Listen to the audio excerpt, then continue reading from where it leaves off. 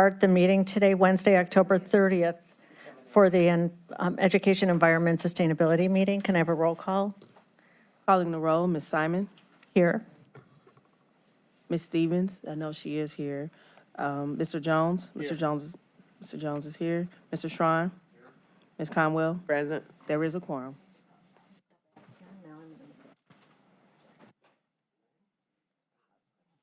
Thank you. Okay, any public comment? No, Madam Chair, no one has signed in. So we can move forward with the first resolution. Can I have that read, please, for the record? Resolution number 2024-0356, awarding a total sum not to exceed $10,000 to the National Congress of Black Women Greater Cleveland Chapter for the Bring Back the Village initiative from the District 9 ARPA Community Grant Fund. And who's here to speak to that? Ms. Mason, Councilwoman Gray? Yeah. Come on up.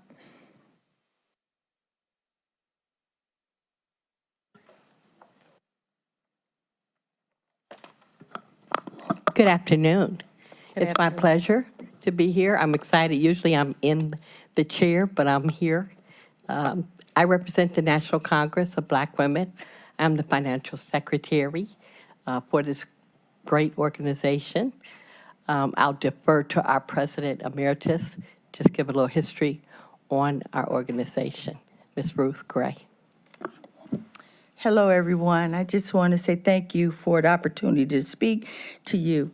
The National Congress of Black Women was formed actually by Shirley Chisholm in 1984, where she found the need after leaving Congress to make sure that Black women were represented in leadership capacity in all areas of government and in anything that represented the community and the family, Black family. So she founded the organization, and today there's over 31 chapters across the United States. Our chapter was established in 2016 by myself and a few other women for probably the same reasons that Shirley Chisholm found prevalent in 1984, that we needed to continue to build leadership amongst Black women. We needed to make sure that we were starting at a early age, creating and providing opportunities for them to be in positions such as the ones you hold today. That's the history. So with that being said, the $10,000 that we're asking is going to go to 3 separate initiatives. Our umbrella initiative is Bring Back the Village, and under that we have lots of things that have happened, but specifically for this this grant, it's on 3 phases. I've left everybody a packet in front of you and some tidbits, but the first thing that we want to address in 2025 is a continuance of civil engagement and advocacy. The specific program that we would like to implement or continue on is a program to high school seniors that we actually were a partner to, teaching them debating, mediation, arbitration, collective bargaining. We held it in the spring with 50 high schoolers across Cuyahoga County, and they keep calling me back and saying, when we go do part 2 or whatever. So it's an all-day seminar. The second that we'd like to use the money for is our Teen Academy. We have 2 female youth organizations that we have anywhere from a 6 to 10 week camp on Who Am I? This builds self-esteem for young teen women, Black women, at St. Martin de Porres, and also Teens with a Purpose. And lastly, if you look in your package, this is a new innovation, tutoring 2nd and 3rd graders in after-school programs. We just finished, well, tomorrow will be our finish date for Sunny Learning over on 46 in Euclid. We have decided that our target audience was 2nd and 3rd graders. We partner with a tutorial online service. We give the kids pre-assessments and post-assessments, and this just through the 10 weeks, 3 days a week, we work with them. Each one of them have an individual tutor from the National Congress of Black Women. I thank you. Thank you so much. Any questions from committee? No. Chair Stevens? Thank you. I'd like to congratulate them on being able to stretch the dollars. I was kind of surprised at how many things you were going to make work with our humble offering to you. But I'm glad that you are especially encouraging more young people to be active in their communities, especially as it relates to voting, because all of us know how important that is. So thank you. Well, keep in mind, we are always partnering. We are always, because we're so little, and started, we've only been in existence 8 years. And so we're always looking for collaboration and partners, and have gotten a great response for it. Thank you, County Councilwoman.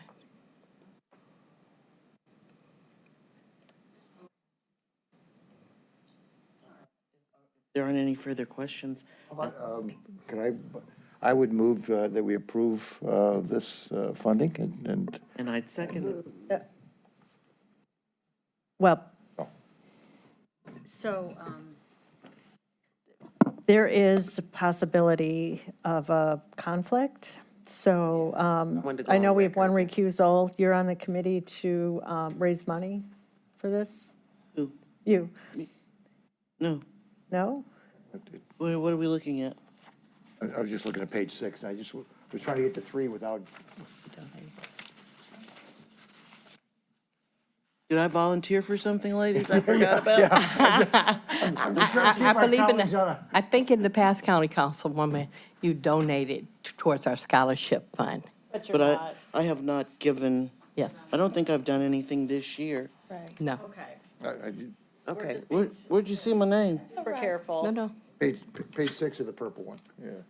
Can I just go on record? Yes, Okay. yes. Okay, so we have a motion. And I Do we have think a you had a second? second from I have the Cheryl. second, and go ahead, Councilwoman. Okay, so I just want to, I didn't know this was coming before us today. I think I had saw it, but I just went down to legal counsel. I am a member of the board, so I am not the one that's giving ARPA dollars, so I will be recusing myself. So I think that's what they were like, oh, we see your name. And then so- I made a contribution 2 years ago for the color purple to be done at the theater on Shaker Square. Yeah, I remember that. Yep, I So remember it's that. a couple years ago, so I think I'm okay.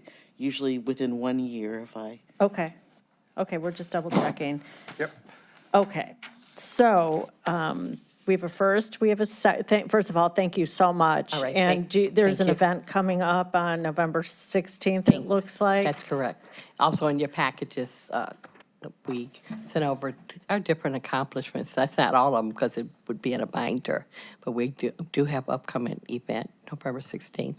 Remember, we're always trying to have a fundraiser for operating purposes, and particularly our scholarship. We have Okay. we have a scholarship fund every year, and it's grown to our credit. Perfect. Okay. All right, so we have a first, we have a second, all in favor? And please add my Aye. name as well. Okay, and one Like to have my name recusal. It was good to see both of you. I thank you. Thank you so much. Madam Chair, if you would add my name. Yeah, I'm going to add my name too. Okay, thank you. Okay, next item. Resolution number 2024-0385, authorizing amendments to contracts with various providers for youth workforce employment, education, and training services in connection with comprehensive case management program. So to start, I think we have a substitute before us, which changes the amount of what's being asked, not by a lot. So do you want to speak to that, or just, it's just a I believe it's just a math error. math error? Yeah. So I have a substitute in front of us to change the amount not to exceed. Do I have a motion to approve that substitute? So move. Second, all in favor? Aye. Aye. Substitute Resolution 2024-0385 is in front of us, and this you can go ahead and explain. Yeah. Good afternoon, actually. Marcos Cortez with Health and Human Services on behalf of Cuyahoga Jobs and Family Services. This is a contract amendment that will provide services to youth and young adults as part of the Comprehensive Case Management and Employment Program, or as we call it, CCMEP. This was established by the state. These services will help participants find self-sufficient employment and progress along career paths through employment, education, and training. These services are structured around two groups, in-school and out-of-school youth. We seek to provide comprehensive, high-quality services that will help the youth escape poverty by making progress on career pathways to sustainable employment. As you may know, Ohio Means Job Workforce Development became a nonprofit in July of this year.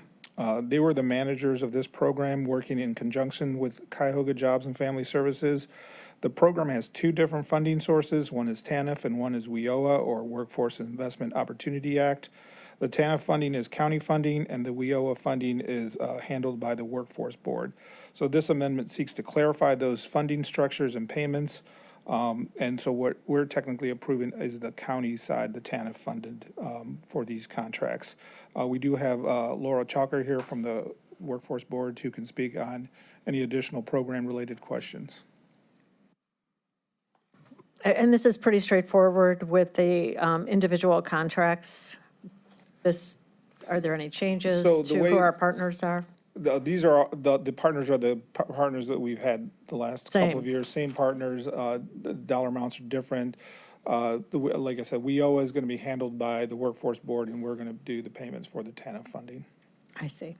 Okay, I don't think I have any questions. Any questions? Anybody? Just for clarity, the 7.9 is strictly TANF? That's not all? No, I of it? believe that's the whole That's the total whole amount. pie. How much of that is TANF? Of the I believe 7.9? it's 55% of that is TANF.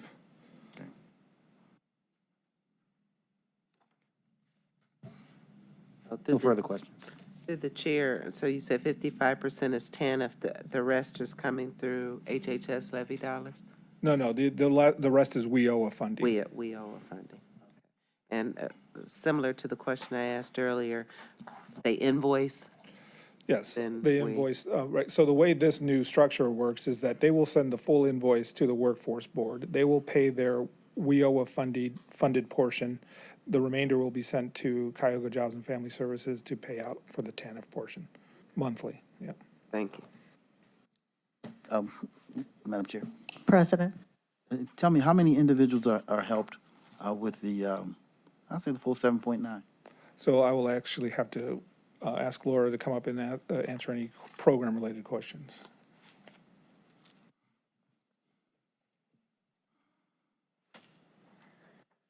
Happy to be here.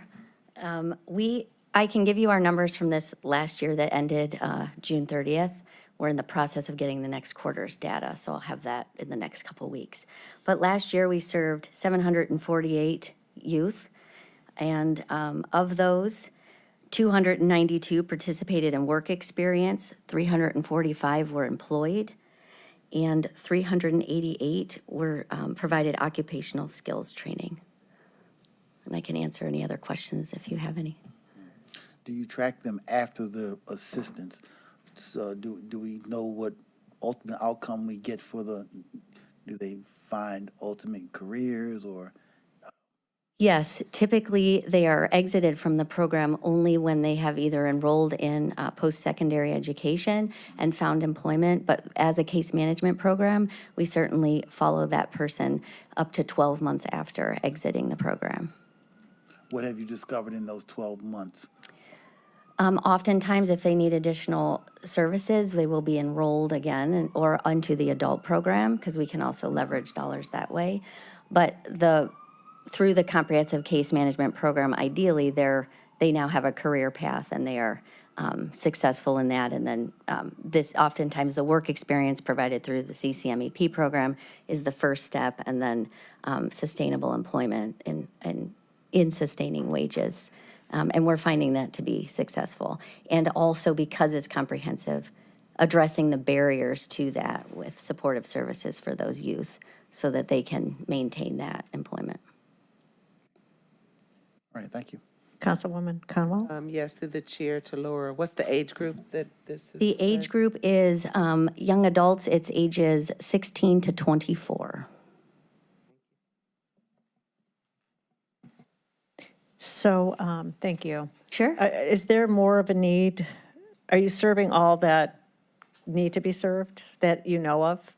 I would certainly say there's always more need, and our funding is limited to what we receive in our WEO allocation, but if we had more funding, we certainly could serve more individuals.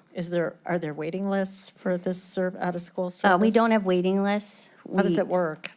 As long as they're eligible, we will How do they provide those. find you? So we have a number, all of our direct service providers have recruitment and outreach teams, as well as individuals that come into the one-stop location. They also would be referred to those youth providers. But all of them are, providing grassroots recruitment in the neighborhoods, in the libraries, and really providing those services where, meeting the youth where they are at. But that's primarily how it happens. Each of the 5 partners have recruitment and outreach teams doing that work. So just youth looking for work, right? Basically? Yes, Or- and/or if they've identified that they're helping them identify their career path and providing those supports. It's really that, I know the title of the program is Comprehensive Case Management, but it really is that, addressing any barriers that youth may have to finding employment or learning about careers. The work experience piece is really integral because that youth can be paid to have work experience with an employer that often leads to helping them decide what their career choice will be. Thank you. Okay, any other questions? Yeah. Yes, I'm trying President. to formulate my question. I let off with, just how many you serve, but I'm trying to get past just kind of output, but get to the outcomes of the core purpose of what you're doing. If you're helping 16 to 24s, get educational, get workforce development skills, obviously the 18 and older, if they're helping them in the career paths, are we genuinely helping them find careers? Are we tracking in those 12 months after we've done everything this contract says? Is there a mechanism, and does the mechanism need to be improved, to see if it is actually working? How many individuals have actually gotten a career after $8 million have been spent? So I think that the mechanism does need to be improved. Okay.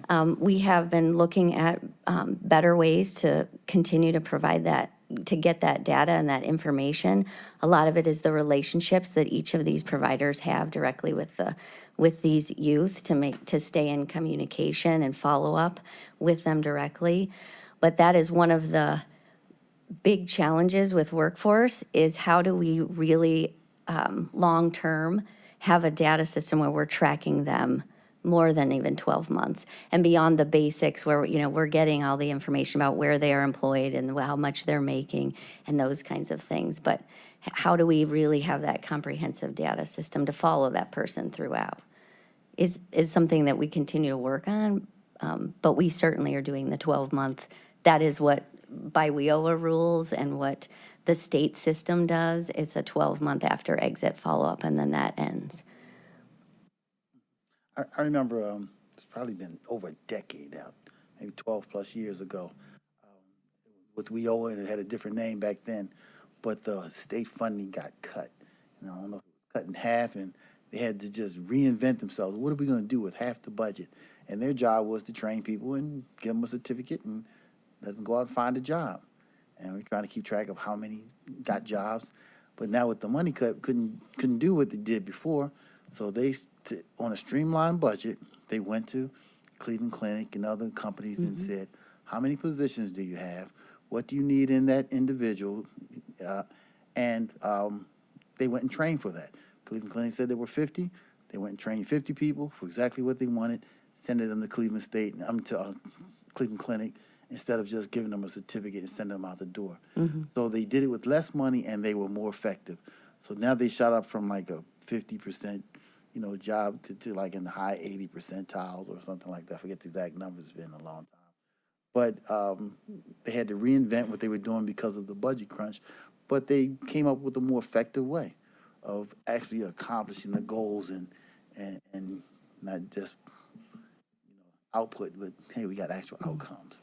And I can provide more information, I don't have it prepared for today.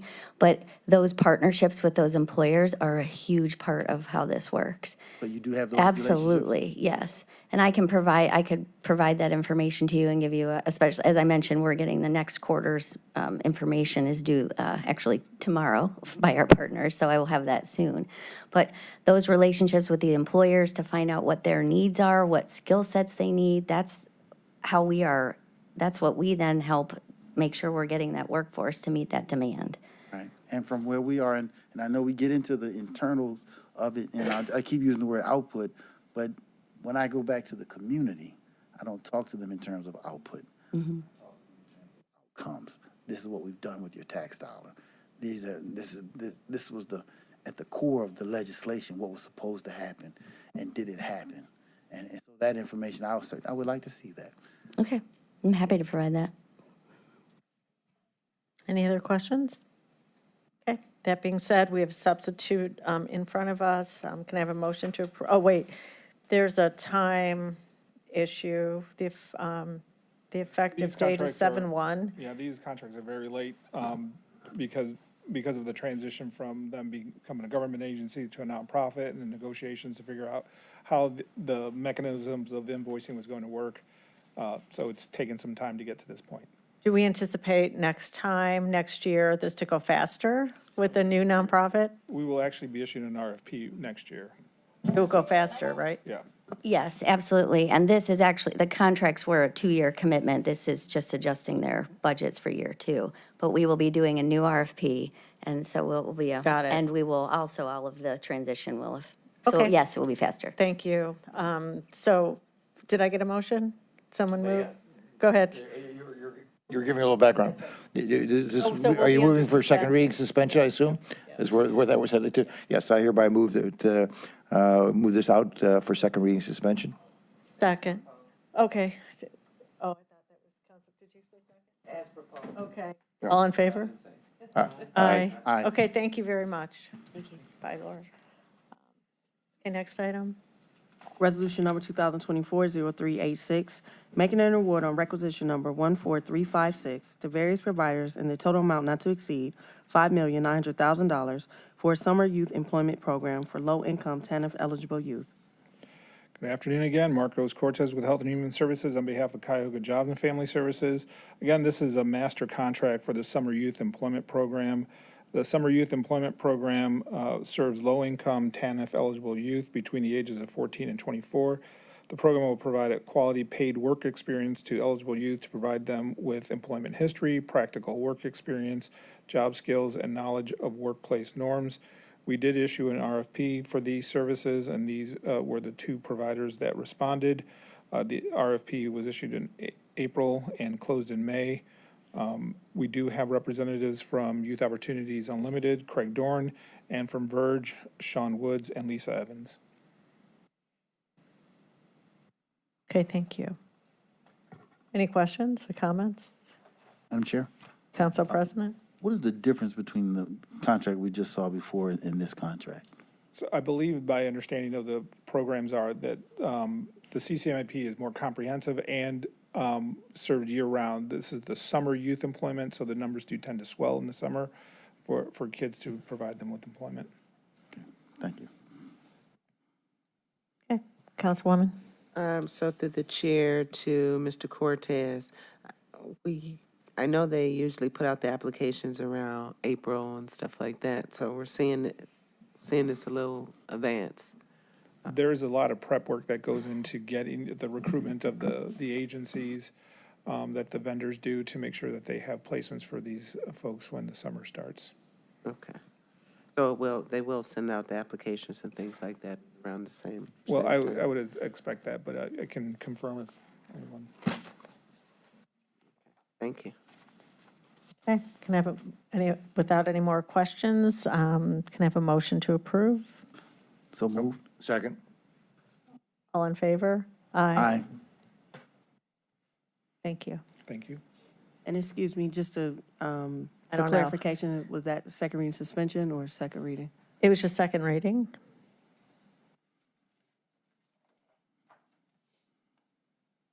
Okay. Resolution number 2024-0388, authorizing an amendment to a master contract with various providers for school community-based Closing the Achievement Gap services. Good afternoon, Kathleen Stewart from Family and Children First Council. This is an amendment for our Closing the Achievement Gap program. We are requesting the amendment to allow time for the RFP to be released, which should be done within a few weeks, and also to change the payment schedule for the program to be on the school calendar year, which is in line with the school programming. This is for additional time and additional funds. As you all know, the CTAG program is to help kids who are in danger of falling farther behind in their school years and to get them able to graduate either on time or close to the time that they're ready to be graduating from. We are in several school districts throughout Cuyahoga County and in actual 3 schools in CMSD. Just a brief history, we started funding this program in 2014, but in 2009, the funding was stopped by the state. So we initially started with 4 schools, and we've expanded to 3 different other schools since then. I do have statistics for the districts for the past 2 school years from 2022, 2023, and also 2023 to 2024. We've had over 177 students participate in the program in 2023. We've had 154 students participate in 2023-2024 school year. The numbers are slightly off because we had a couple of districts who did not enter their data into our database, but since then we have come to an understanding of them putting their information into the database, so we expect a more vibrant number of this next school year coming about. Any questions or comments? Yes, Madam Chair, did we, through the chair to Ms. Stewart, have we kept a total number of, I know you mentioned the specific school years, but a total number since 2014 of all the children that have went through this? We do have those numbers. I don't have them right here in front of me, so I can look at those numbers and get those out to you. I will say that there was not an evaluation part of the program for a few years, so I'd have to look up like old history numbers that we had throughout the program, but I will do my best to give you that information. You're welcome.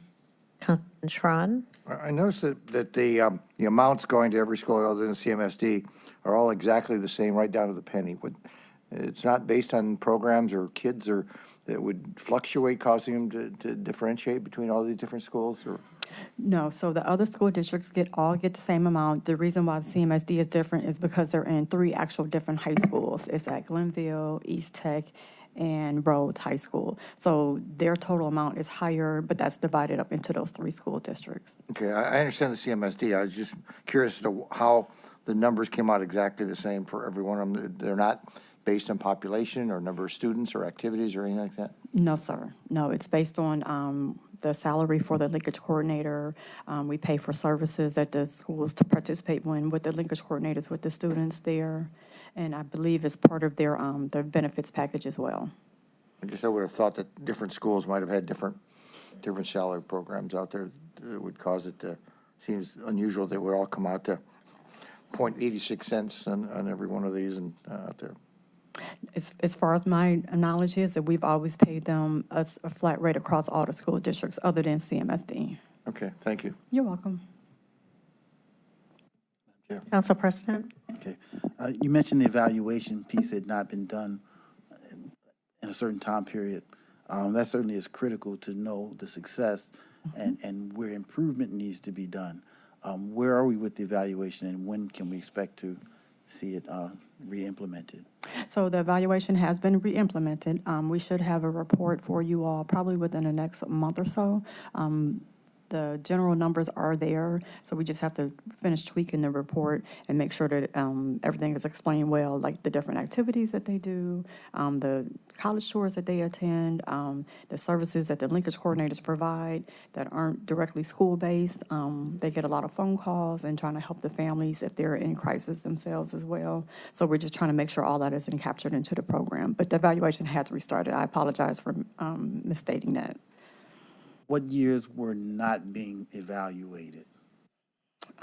If I'm recalling correctly, I want to say maybe 2014, we didn't have evaluation. We did the RFP, I believe, in 2017, maybe 2018. It was in process for about a year. So then we just started the evaluation back within this past year and a half. If I remember correctly, I can actually look back into the numbers and get you that information. Get it to me. Okay, thank you. Okay. Next, and I'll just kind of point out Garfield Heights in particular. They've had some challenges. There were teachers quitting, fighting with children in the school, and they have gone over the last 3 years to self-performing. Okay, over a 3-year time period. I'm not sure where the superintendent is now, what their plans are, but those are to go to a community meeting, go to a school board, and to see that that's happening. Those are the exact things this initiative was meant to mitigate. So when those things are happening, it's about coming back and saying, what can we do to further support the school system and make sure that we're a part of their solution. So I'm not saying that for you to answer questions and all that, but this is really something I'm going to be able to partner with you and Robin and Dave, and where those type of things happen, because again, those are the things that the initiative is supposed to mitigate. Support the teachers, a mentor is in the classroom, it has their own classroom, dealing with the at-risk youth. The teacher is supposed to be able, if they're having a problem, they're supposed to be able to send their child to the linkage coordinator, that mentor.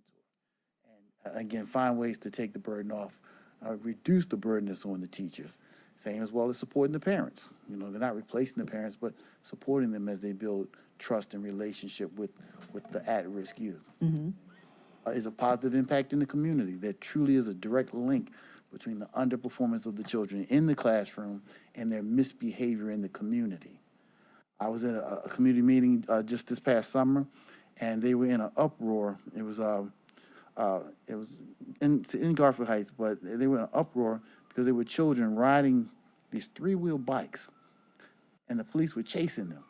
And then the police were cutting off the chase because they didn't want to race through the streets. And the residents would know what was going to happen. You cut off the chase. Why? And I asked them, I said, how old are those children?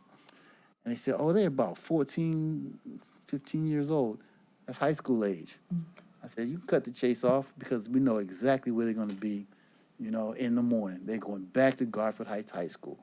All we have to do is bring this issue to the linkage coordinator, the mentors, and start to address it with the population because that's where the kids are, So again, a direct link.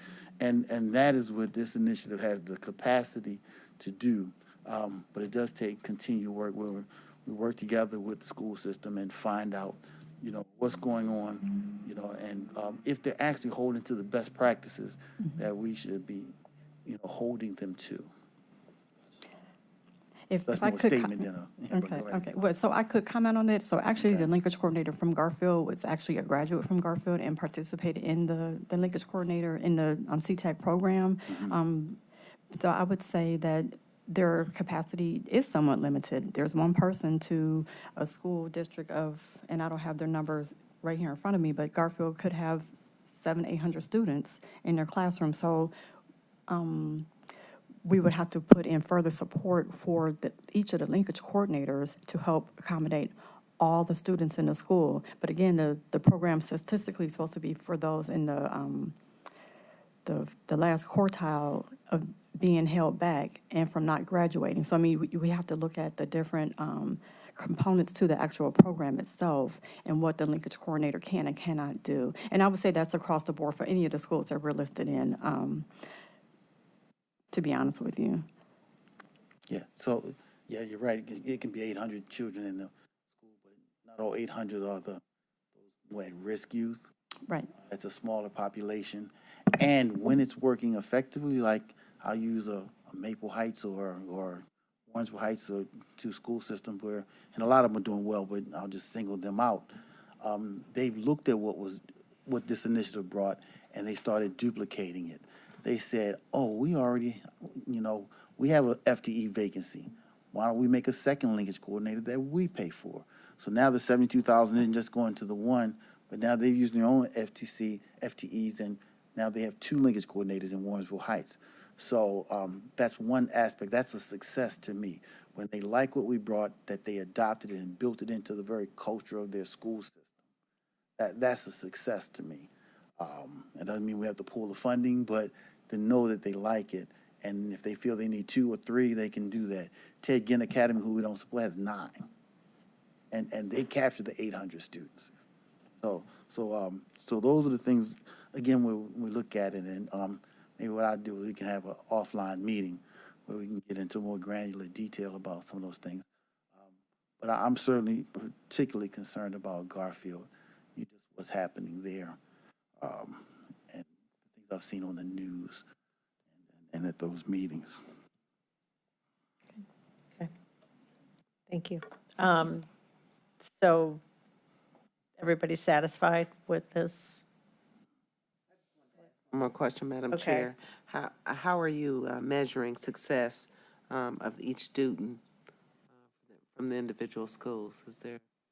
So one of the not issues, but problems that we have run across as far as the evaluation is concerned is that each schools enter in their information a little bit differently across each district. So we may have the information for the school where the youth are going there, but we may not have their actual grades in certain areas. So it's kind of like comparing apples to oranges. So we have, our evaluation team is trying to figure out how they can make the report be more comprehensive and how it spreads across all of the different districts based on how they report out their information.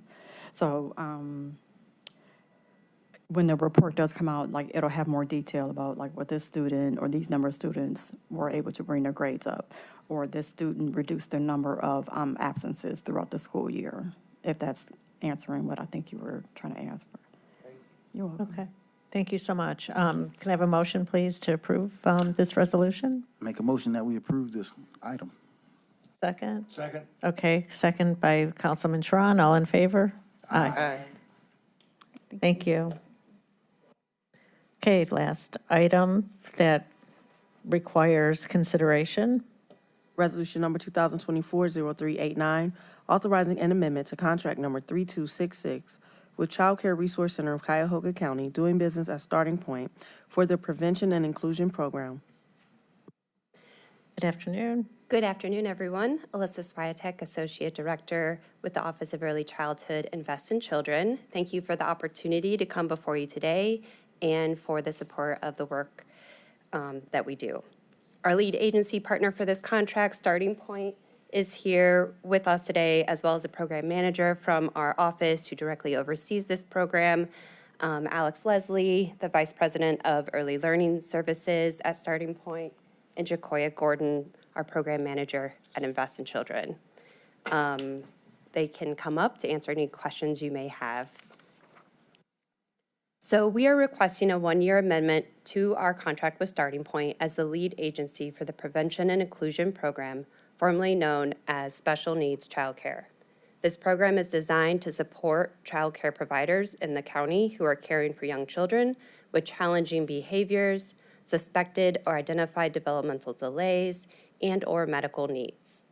Starting Point contracts with 8 agencies to provide training, technical assistance, and special equipment to child care professionals and provides resources for families in need of specialized child care. This program supports child care providers in their work to serve all children and to maintain stability of child care placement for as many children as possible.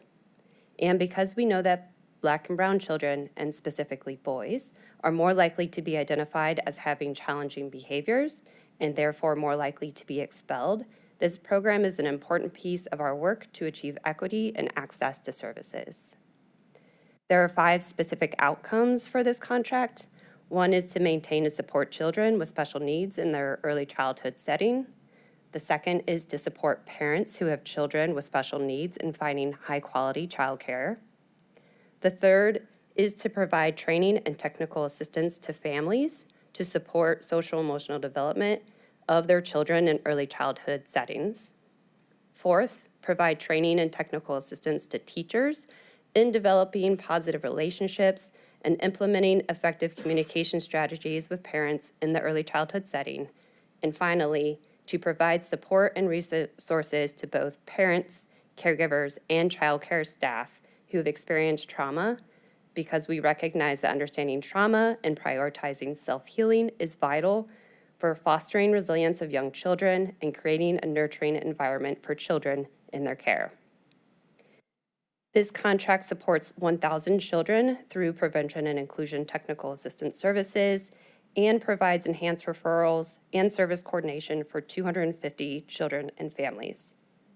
In mid-2025, Starting Point will issue a RFP to identify qualified agencies to deliver these prevention and inclusion services for service years 2026 and 2027.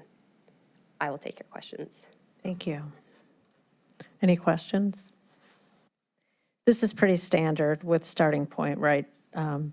This is the only agency that we contract with anyways that does this work, correct? Correct. Because they are the regional child care resource and referral agency and have and maintain those important relationships with child care providers, both centers, school districts, and family child care homes, they are in a unique position to really coordinate this system of providing additional support and services to the child care provider and the families that attend. Okay, thank you. Okay, no questions. Can I have a motion to approve this resolution? So moved. Second. All in favor? Aye. So this will be on the next agenda for second reading. Right. Okay, thanks so Thank you. much. Good to see you.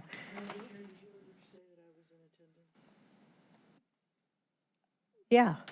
Okay. You're asking the clerk? I thought so. Yeah, we said you were here. Is that what you're asking? Because I had run to the bathroom. We right did. quick. No, we did. Madam Clerk, Yes. we have I did say Vice Chair that you were. Stevens as Yes. attending this meeting. I thought we did. Yes. Okay, you're Thank good. you. All right, so next we have a presentation from Cheryl Harris, Director of Consumer Affairs.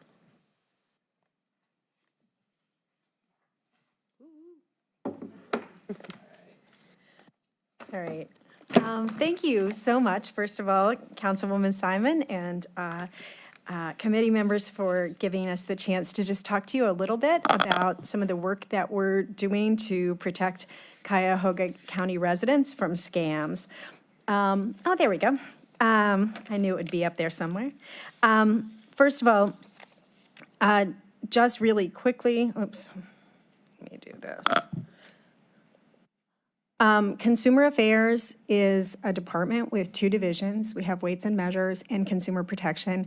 And just one of the things that we're required to do is help county residents protect assets in their possession. So we do that through Weights and Measures by making sure that scales and pumps are measuring things accurately. And then the Consumer Protection Division does that with investigators who help consumers resolve cases against companies and who intake and help residents, provide residents with one-on-one assistance if they encounter scams.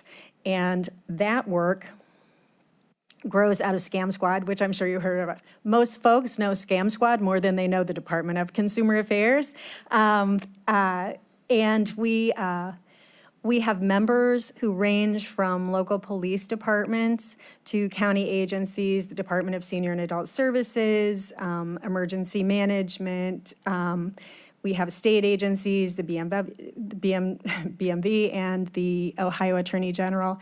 And we also have federal members who are have a location in Cuyahoga County. They have to have a physical presence here. So included in our Scam Squad, the Federal Trade Commission, the FBI, the U.S. Department of Justice, and the U.S. Postal Inspectors. And we, all of us, either intake scam reports, chase down scammers, or work with populations who are likely to be scammed. So we're working collaboratively to try to find solutions to scams.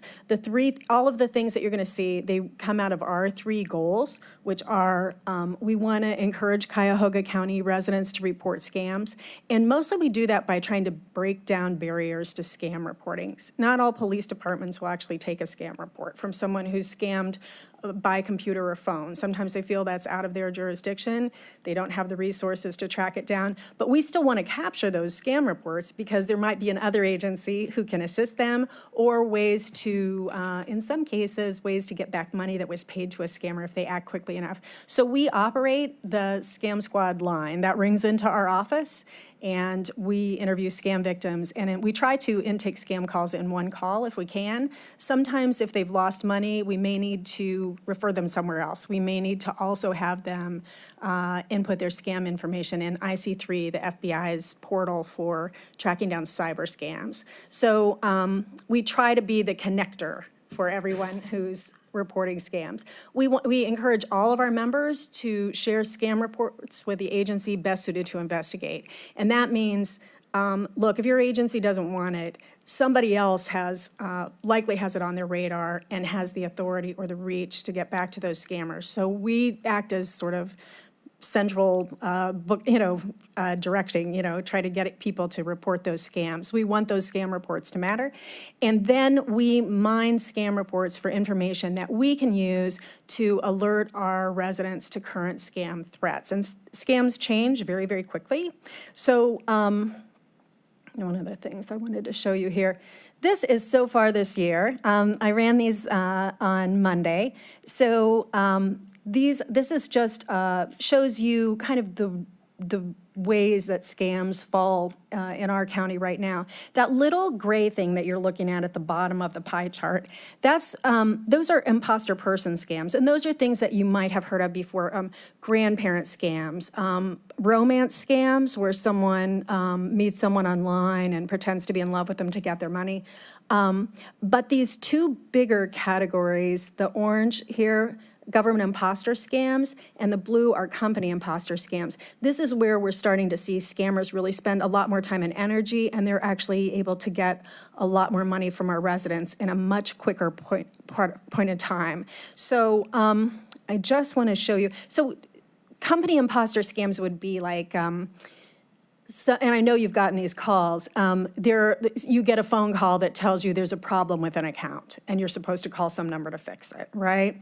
Those are all scam calls. If anything was ever wrong with your account, you'd actually just want to log into your account or call your bank using a number on your bill. But these seem to be helpful calls. They seem to be from a bank or a company that you deal with. They're also those kind of, like if you're on your computer and all of a sudden your entire screen turns, you click too many buttons. Yes, your entire screen will come up, it lights up and it says, your computer's infected with a virus, call this number.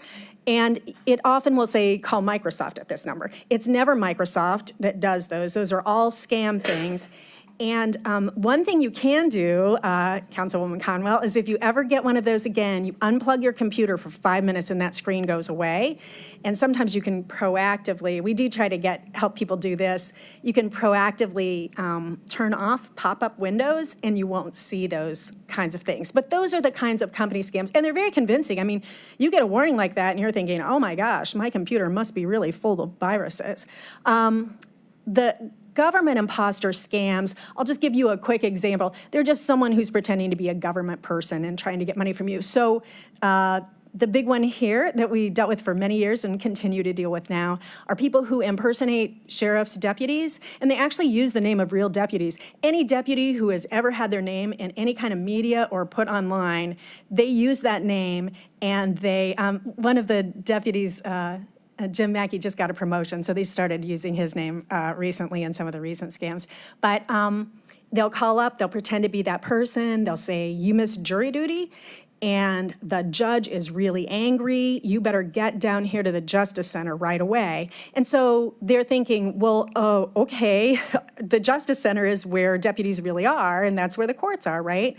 So they say, you can't hang up with us. You have to stay on the phone with us because if you sever this connection, you'll be immediately arrested and the judge wants to see you now. So they're terrified and they're driving. And that's part of the scam because it gets them more into the scam. You know, like they're really invested now.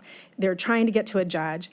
And then the scammer says, well, look, the judge got called into an emergency hearing. He doesn't have time to see you, but we are going to arrest you unless you pay this fine. And likely, we believe you that maybe you never got this notice. So when you go to court, the judge will give that money back to you. So just stop, tell me your location now. They direct him to, you know, a bank machine and then a Bitcoin machine. And then they send their money to scammers. And they think they've sent a fine. They think they actually have. We've had our deputies tell us when they're down at the courthouse that they've had people come in and say, just arrest me. I don't have the money. And I mean, they're people that they were responding to as scam. They're trying to turn themselves in. So this scam happens over and over and over again. But I want to talk to you about these. Last year in all of 2023, right, we had 774 scam reports. About 13% of the people who report scams a year actually experience a loss. And that's kind of a running 10 to 13, somewhere in there. The losses for all of last year were 1.2 million, and the average loss reported just to our office, okay, these are only scams reported to us, $11,228. This year already, we've had 890 scam reports, and we're happy about that, right? We want to get more scam reports, but we've taken in 2.9 million in total losses, and look at that average loss. It's $25,610. These scammers are using technology. They're getting much faster. They know a lot about us because of all the breaches when they call, so they're able to put all this to very good use. So, one thing I did want to mention back here. Oh gosh, there we go. We saw this year a scam that we hadn't previously seen. Someone was on their computer, they got one of those pop-up windows, and they called the number and they were told that there was child porn housed in their computer, and there were identity thieves that were actively using their accounts for processing funds and laundering funds. And so the fake Microsoft people said, I'm going to connect you with a federal agent. And they put them on the phone with a federal agent, and the federal agent said, you know, there's so much activity in this account. These guys are just these drug dealers, and you know, criminals are putting money in your account and using your accounts to launder money. So they tell them to key a figure into their computer. And when you do that, what you're doing is you're actually giving them an access code so they can access your computer. So they say, get on your bank account right now, and you can see these payments come in. So people get on to see if there's really activity in their account.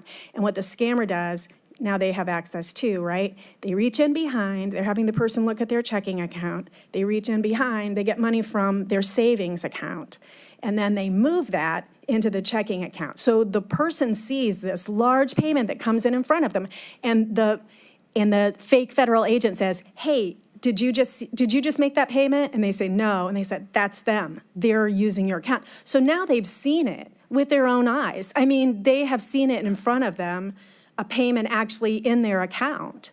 So they're terrified. They're told that they've got to help in this investigation. They need to clear out their money so that the drug dealers don't get it. And they're told they can put their money in this special government account. And so they pull the money out over time or whatever, and then they start to put it into Bitcoin. We have had not one, but two people who have cleared out their entire accounts, and once they did that, put all their money in what they thought was a government locker, but was actually Bitcoin.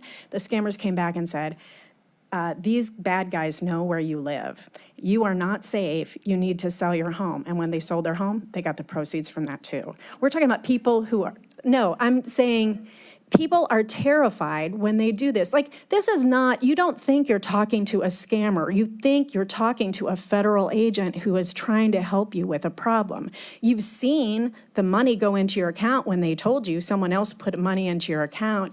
And so people panic. The ways that what scammers want, and I've got this little slide, what they want is money, right? But they pose as people that you know or trust. And those can be government agents, police, whatever. They hold them in isolation. So it's like you can't tell the bank what's happening because we think the bank is in on this crime. So now they're like feeling like they can't share with the bank. You shouldn't tell your family because they could be implicated in this crime. They isolate them pretty well from reality. So people are just alone with terror and what they believe is happening to their accounts. We have never had, it used to take a romance scammer like 3 years of sending I love you notes every day to get that kind of money from people. And these losses, 2 people within 6 months, lost everything. We had a guy who just reported to us, he went out to dinner, he got an alert about his Gmail, and so he just tried to take care of it while he was at dinner. By the time he got home, they had raided $39,000 from an e-currency account of his because they got access to his phone and all the accounts on it. These scams are very sophisticated, they are very fast, and they are lightning fast, and they're causing losses that are quick Okay, and wait a high. minute. That scares me, Cheryl, because I get distracted, and so if I see Yes. some alert on my phone That's right. that says there's an alert, don't. Don't click anything. click And don't call ever. the number on it either. Don't do You know that. what? Your bank. don't click. Yes, don't click. That's the good rule. Slogan. Your bank may send you alerts about your account, right? But they'll never usually send you a link to click on it because they know scammers do this, right? It's just there's an unauthorized activity in your account. And so you should always just keep in your phone the actual phone number of your bank's fraud number.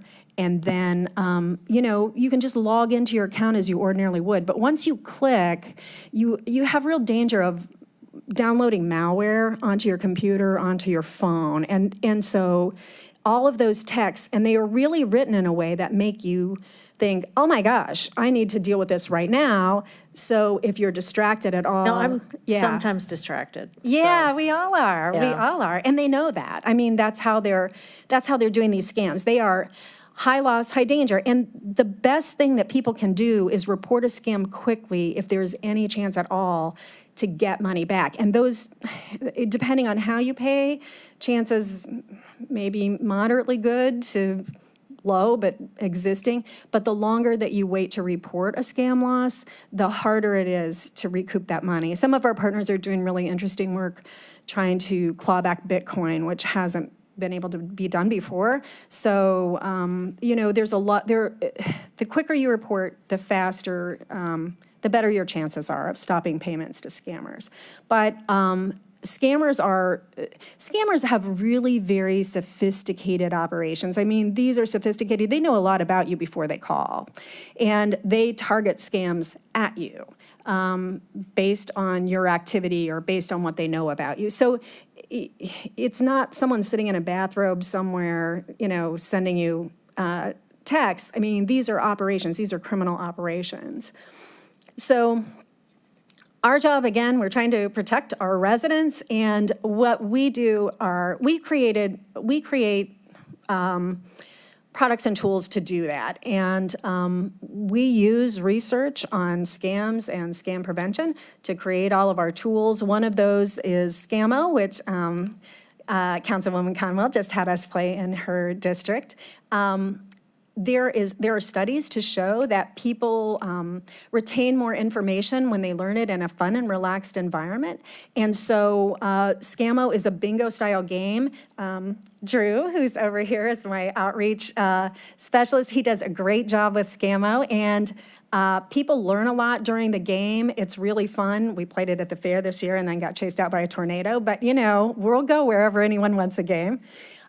We also have read studies that tell us that scam education works, but it wears off over time. And so we created with Emergency Management, which is another of our Scam Squad partners, we created Scam Squad alerts on Ready Notify. And if people sign up, they need to sign up to get them.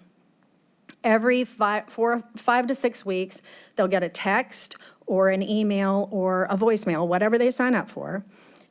with some kind of information about either a new and morphing scam, kind of like maybe it's about scam payments that only scammers use and that you should avoid. Or you might get information about just payment methods that you would never want to make.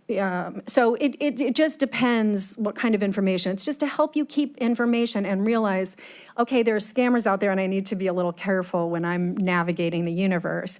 We created these with our older residents in mind, but what we've found is that I would say middle-aged adults who are caring for older parents really like to have both parties sign up, their parent and them, and then they get the alert and then they can discuss it, which helps everybody retain that information a little better. So we're trying to encourage as many people as we can to get signed up for that program. And everything that we do is made to be scaled up by someone else, to be exported somewhere, used by someone else. So we have the Hang Up If cards, which have been with us since, I think we did the first ones in maybe 2016 or 2017 when I just got here. Every time they're published, there's a new thing to tell you, like it says Hang Up If. There are 3 current scams, and we update those every time they're printed. We were just able, using some of the ARPA funds, to translate these into Spanish, some of these into Spanish. We did with our FBI partners Bitcoin ATM signs that just say, hey, let us help you with your transaction, because we found that when people are trying to get their grandkid out of jail or whatever at a Bitcoin ATM, they don't think they're being scammed or they wouldn't be there. They don't believe they're being scammed. So when we say scam alert, they ignore it, right?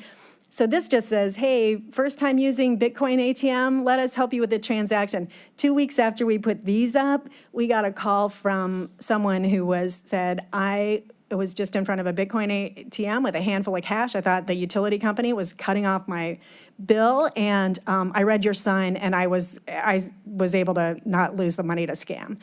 And the other thing, and you have these in the packets that you have, the other thing is it's our tear off referral pad. And so if anyone ever comes up to you and says, I was scammed, all you have to do is check the box, peel it off, give it to them, and they have the information they need to report a scam. And if not to us, to a partner, but you can always refer them to us.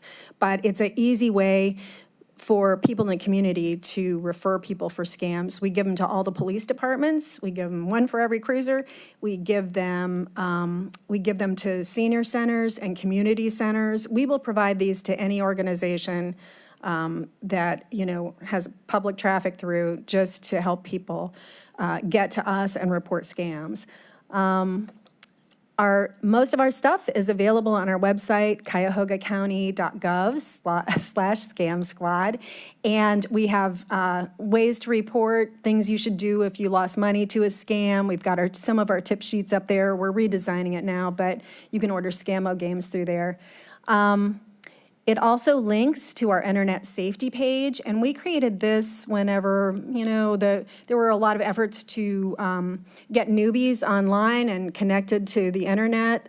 And so we realized, to us, that was just a recipe for disaster, because we had a lot of people who didn't know anything about the internet going on the internet. About 10% of the people who report scams to us online Googled the number and got to the wrong place and got to scammers instead. So we created the internet safety page just to give you some tools, both to protect your device and to help you spot scams online, really common scams online. And those are all free and from trusted partners. This is a sneak peek at the cover of our new Scam Squad booklet, and we're very excited about this. This is those ARPA funds that got scattered out to the agencies, and we were able to get some to provide information for vulnerable populations. Not a lot of folks still are not very comfortable going on the internet, or they need to get information and reread it sometimes to remember. So this is a little 24-page book. This is the cover, which Carmen and Coms did for us. It's so gorgeous. And we are talking to people about the ways scams work, and hopefully giving them some information that will help them spot any scam, even as they morph. And in the back of this guide, we are testing out it's sort of a scam plan, it's a pre-plan to help you remember to list the number of your bank and remember who your internet service provider is, so that you have, and the police number, the Scam Squad number, so that you have those numbers at hand and that you know you can always check with someone in the middle of a call. And throughout this book, we warn people, you can always, anyone who tells you you'll be arrested if you hang up is a liar. They're scammers. You can hang up on those. But we're very excited about this book and the approach it takes. And we're able to also produce some of these in Spanish, which we're very excited about as well. So I think Scam Squad got born in, December of 2016. And so I think by our approach, which is just continuing to build on what we have, and continue to, expand the network. And we provide, all of the police departments are not on Scam Squad, some are, but all of the police departments in Cuyahoga County are in our network. And that means if we find a cool tool that you can use or a protocol that you should use for accepting a scam, we send it out to everybody in the network. They all have that. So as I said, our programs are all scalable. The Scammo game, the Hang Up If card, the tip sheets, and even our Scam Squad task force model, those have been adapted by different jurisdictions across the country. There's a Scam Squad in Baltimore, there's one in Medina County, there's one out west, and our materials have been adapted by other folks to use those because I think by having so many of us with different expertise talking, we're able to really come upon solutions that work. You have stuff in your packets that has our information. This is just general information for us and how to reach us. And my business card is in there. If you call my office phone, it always bounces to my cell. So I just wanted to let you know some of the things we're doing and also some of the things to watch out for and the work we're doing to protect residents. So if you have any questions. Thank you, Cheryl. That's really awesome job you've been doing, keeping up with the scammers. Jack Sharon. Thank you, Madam Chairwoman. This is fantastic. This is thanks. Just really, really impressive. Scared the hell out of me, but you're really impressive from that standpoint. Do you do this as a lunch and learn? Yes. Where do I sign up? Because I've got, I know this would be a sellout for 35, 40, 50 people. Drew did a lunch and learn with through the health program, the health and wellness program. We would love to get. I mean, remotely. Do you go outside into other? Oh, yeah. You go Everywhere. Okay. All right. Drew, how many events were you at this year? We'll, at the end of the year, be about 153 okay. events. You're going to have 154 soon. Yeah, soon. and we're happy to give this to any department, any agency, any organization that wants this information. We're really happy. We have presentations. We have different presentations in this, but about very focused on the scam themselves, and also like the Scammo game, which is fun for your folks had fun with it.